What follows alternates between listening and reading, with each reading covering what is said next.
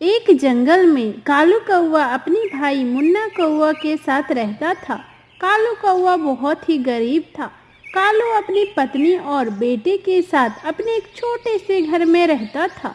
वहीं दूसरी तरफ मुन्ना कौवा बहुत अमीर था। उसका एक बहुत बड़ा घर था, लेकिन वह एक नंबर का बदमाश और लालची भी था। कालू कौवा मेहनत करके जंगल से लकड़ी काटकर बाजार में बेच दिया करता, जिससे कालू कौवा का घर में खाना बनता था और उसी से उनका गुजारा चल जाया करता। वही कालू कौवा का छोटा भाई मुन्ना बहुत ही अमीर था, लेकिन कभी भी वह अपने गरीब भाई की मदद नहीं करता था। एक दिन जंगल में बारिश होने लगती है, जिस वजह से कालू कौवा जंगल नहीं जा पाता और वह सूखी लकड़ी बाजार में बेच नहीं पाता और उसके घर में खाने के लिए कुछ भी नहीं होता। उस दिन उन्हें भूखे पेट रहना पड़ता। सुनिए जी, हम तो बड़े लोग हैं, हम एक दिन खाना नहीं खाएंगे तो भी चलेगा, लेकिन हमारा बेटा तो अभी बहुत छोटा है, वह एक दिन भूखे नहीं रह सकता है। आप एक काम कीजिए ना, अपने छोटे भाई के पास जाइए और अपने बेटे के लिए कुछ खाने को लेके आइए। ठीक है गौरी, मैं अभी मुन्ना के घर जाता हूँ और अपने बेटे के लिए कुछ खाने को भी लेकर आऊँगा। कालू कौवा अपने छोटे भाई के घर की तरफ चला गया। मुन्ना, आज बारिश होने की वजह से मैं जंगल भी नहीं जा पाया और इसी वजह से बाजार में सूखी लकड़ियाँ भी नहीं बेच पाया। अब मेरे घर में तो खाने को कुछ है नहीं। मैं और मेरी पत्नी तो कुछ नहीं खा के भी काम चला लेंगे, लेकिन मेरे बेटे को बहुत भूख लगती है। कृपया करके कुछ खाने को दे दो ना। अरे भैया, तुम्हारे घर में खाने को कुछ नहीं है तो इसमें मैं क्या कर सकता हूँ। आपको देने के लिए कुछ भी नहीं है मेरे पास। आप अपने घर जाए और आराम करें। क्या हुआ जी, आप खाली हाथ वापस आ गए? गौरी, मुन्ना ने तो मुझे कुछ भी नहीं दिया। वो बहुत ही स्वार्थी इंसान बन चुका है। उसे दूसरों की तो बिल्कुल भी परवाह नहीं होती है। बेटे, आज तुम्हें खाली पेट ही सो जाओ। कल सुबह होते ही तुम्हारे लिए कुछ ना कुछ खाने का इंतजाम जरूर कर दूंगा। सभी लोग भूखे पेट ही सो जाते हैं। अगले दिन रोज की तरह कालू जंगल से सूखी लकड़ियां लाकर बाजार में बेचने लगता है और अपना घर चलाता है। एक दिन कालू कौवा की तबीयत खराब हो जाती है और कालू अपनी पत्नी से कहता है, गौरी, 5 दिन से मेरी तबीयत खराब है। जो भी पैसे बचे थे वो भी अब खर्च हो गए हैं। अगर मैं कल सूखी लकड़ियाँ लाने नहीं जाऊंगा तो कल घर में खाने को कुछ भी नहीं रहेगा। कल मुझे जंगल जाना ही पड़ेगा। ये आप कैसी बात कर रहे हैं जी? ऐसी स्थिति में आप जंगल कैसे जाएंगे? आपकी तबीयत ठीक नहीं है और आप काम करने की स्थिति में बिल्कुल भी नहीं है। ऊपर से आप अपने आप पे ध्यान दीजिए, अपनी सेहत भी ख्याल रखिए। आप ठीक हो जाइए, उसके बाद काम करने जाइएगा, लेकिन अभी मैं आपको कहीं भी नहीं जाने दूंगी। पिताजी, आप परेशान मत होइए। आपकी जगह जंगल कल मैं चला जाऊंगा और जंगल से सूखी लकड़ियाँ लेकर बाजार में बेच दूंगा। आपकी तबीयत जब तक खराब है तब तक मैं जंगल से सूखी लकड़ियाँ लाकर और बाजार में बेच दिया करूंगा। इसके मदद से हमारी घर का तो खर्च चल ही जाएगा। लेकिन बेटा, यह बहुत मेहनत वाला काम है। तुम नहीं कर पाओगे। तुम अभी तो बहुत छोटे हो। पिताजी, मैं आपके लिए बड़े से बड़े काम कर सकता हूँ। यह तो मेरे लिए कुछ भी नहीं है। आप देखिएगा, कल मैं जंगल से सूखी लकड़ियाँ लेकर बाजार में बेचने भी जाऊँगा।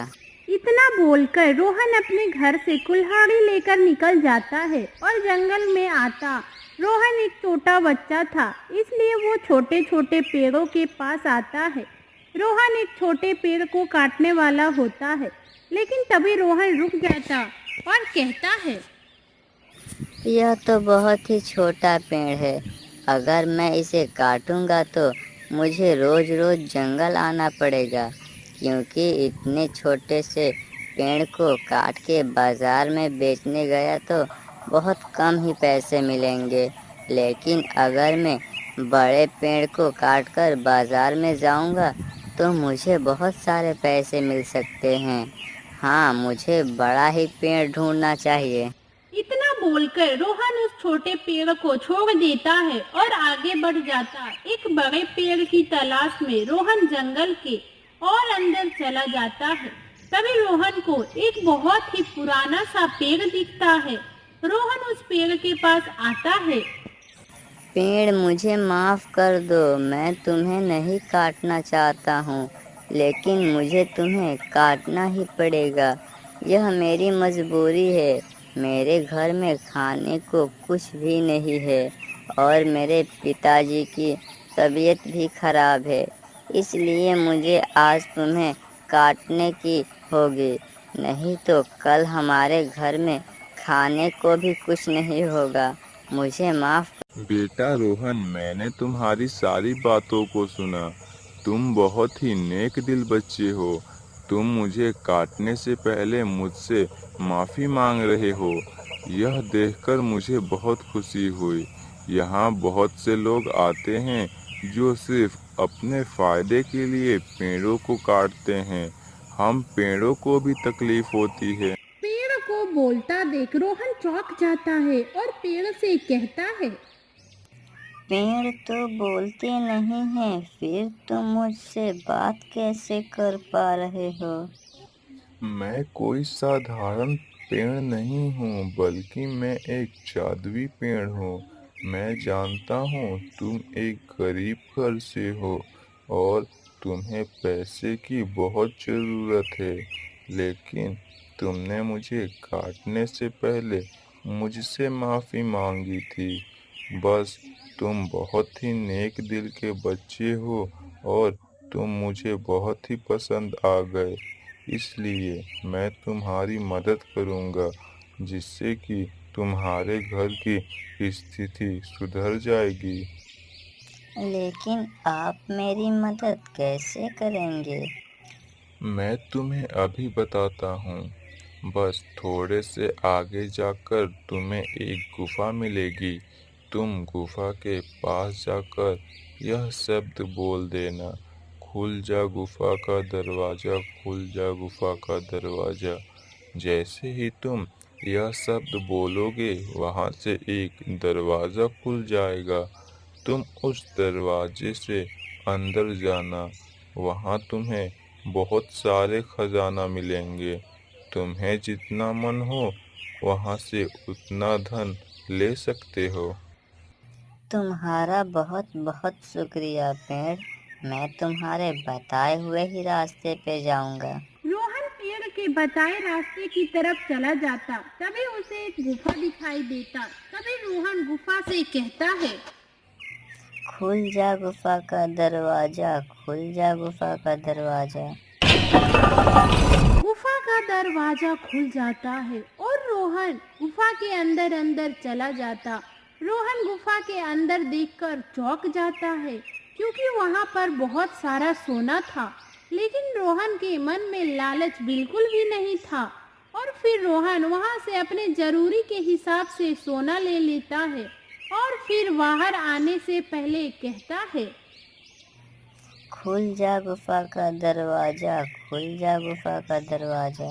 रोहन गुफा से निकलकर उस पेड़ के पास चला जाता है। पेड़, तुम्हारा बहुत बहुत धन्यवाद। तुम नहीं जानते तुमने मेरी कितनी मदद कर दी है।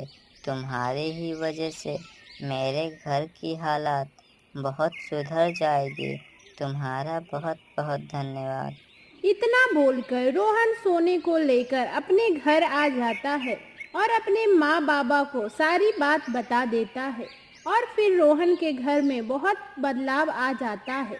रोहन के पिता एक बहुत ही अमीर आदमी बन जाते हैं। रोहन का एक बहुत ही बड़ा गढ़ बन जाता है और उनके घर में खाने पीने की किसी चीज़ की कमी नहीं रहती। यह सब देखकर कालू कौवा का भाई मुन्ना को शक होता है। अरे रातों रात भैया इतने अमीर कैसे बन गए? जरूर इसके पीछे कोई राज है, जाकर पता लगाना पड़ेगा। और वैसे भी कालू भैया मुझसे कुछ भी छुपाते नहीं हैं, क्योंकि यह पूरा परिवार बहुत ही शरीफ है और इन्हें झूठ बोलना बिल्कुल भी पसंद नहीं है। सच यह मुझे ज़रूर बताएंगे। मैं जाकर उनसे पूछ ही लेता हूँ, उनके पास आखिर इतना धन आया कैसे? मुन्ना कौवा अपने भाई की तरफ चला जाता है। भैया, कल तक तो आपके घर में खाने को भी कुछ नहीं था, यहाँ रातों रात आप इतने अमीर कैसे बन गए? इसके पीछे क्या राज है? आप मुझे बताएं भैया। और फिर कालू कौवा मुन्ना को सारी बात बता देता है। कालू की बात सुनने के बाद मुन्ना के मन में लालच जाग जाता। मुन्ना कौवा बिना देरी किए वहां से निकल जाता है और उसी जंगल में आता है और गुफा को ढूंढते हुए गुफा के पास पहुंच जाता है और कहता है, खुल जा गुफा का दरवाजा, खुल जा गुफा का दरवाजा। मुन्ना के इतना बोलते ही गुफा का दरवाजा अचानक से खुल जाता है और फिर मुन्ना गुफा के अंदर चला जाता, जहां मुन्ना अपने सामने ढेर सारा खजाना देखकर चौंक जाता है और अपने साथ ढेर सारा सोना ले लेता है। और तभी दरवाजे के पास आकर मुन्ना कहता है, मैं तो भूल ही गया, मैं अंदर आने के समय कौन सा शब्द कहा था। मुझे तो याद ही नहीं आ रहा, क्या करूं? अब मैं यहाँ से बाहर कैसे निकलूंगा? और फिर मुन्ना बहुत याद करने की कोशिश करता है, लेकिन फिर भी मुन्ना को याद नहीं आता और इस तरह कई दिन बीत जाते हैं। अब मुन्ना की हालत बहुत ही खराब हो जाती है और फिर मुन्ना उसी गुफा के अंदर रह जाता है। तो मेरे प्यारे दोस्तों, अगर आपको कहानी अच्छी लगी तो चैनल को सब्सक्राइब करना मत भूलिएगा और हाँ, कमेंट में ज़रूर बताएं आपको हमारी कहानी कैसी लगी। धन्यवाद। मिलते हैं नेक्स्ट